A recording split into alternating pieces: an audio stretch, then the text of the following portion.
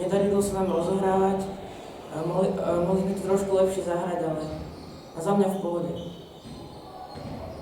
Dneska sme hrali proti veľmi dobrému súperovi a ich celoplošný pressing nám robil veľké problémy. Na druhej strane by som vypichol pozitíva, že zahrali si úplne všetci chalani a že práve aj do toho pressingu sme sa mohli naučiť, ako to prekonávať a myslím si, že v ďalších zápasoch to bude len lepšie. This game is very beautiful and defense is very tough and my team is very shenanigans. We have a good first quarter, but after our bench and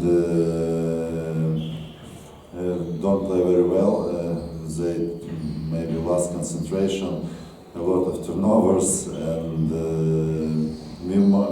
if we want to win next game and win this stage, we need more aggressive on both sides of the court, and everything will be